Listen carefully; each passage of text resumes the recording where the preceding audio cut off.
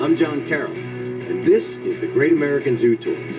We're going to travel the country in an RV, just like this one, showcasing America and its network of zoos and aquariums. The unique feature of the show is the traveling concept.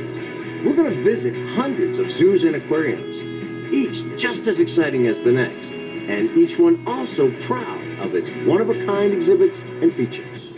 As we travel the country, showcasing American cities and their zoos, we're going to provide an educational and fun way to discover America through its network of zoos and aquariums. The show will be presented in two parts. In the first part, the host city will be described, featured, and explored, providing an insight into the culture and history of the region. And once the city's been established, all the attention is then directed toward the zoo. The bulk of the program will focus on the zoo, but the historical background of the host city is significant, as we'll be tying in the special relationship that the zoo has with the region and the community. For example, one of the stops on the Great American Zoo Tour is Phoenix, Arizona. We start off explaining how the city is located in the Sonoran Desert, the land of saguaros and scorpions. But the intricate system of canals constructed by the Hohokam Indians hundreds of years ago brought life to the region. That same canal system was rediscovered by American settlers and is the reason such a large metropolis can exist today in the desert. We then tie in the birth of the city from the desert by way of canals and irrigation to the birth of the Wildlife World Zoo and Aquarium.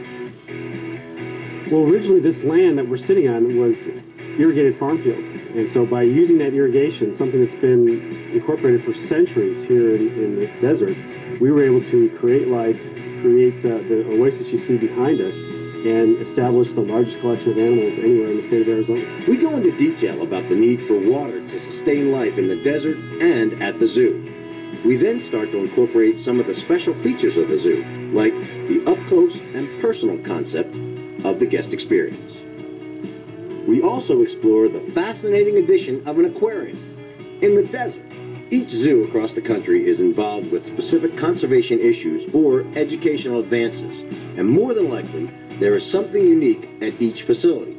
In the case of the Wildlife World Zoo and Aquarium, one example is recycled telephone poles. Our trip wouldn't be complete without a stop in the nursery to see some of the new additions of the zoo and have a little fun. Each episode will educate the viewers on the role played by zoos and aquariums with respect to conservation, local education, as well as environmental issues, all of which are hot topics in our society. The website can be established with all the aspects covered that week on the tour. And the tour can design questions and have study sessions available for teachers to use that week in school.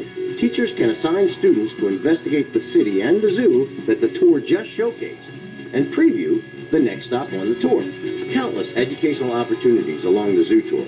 Establishing an interactive website that incorporates environmental and conservation issues and topics will help push this along.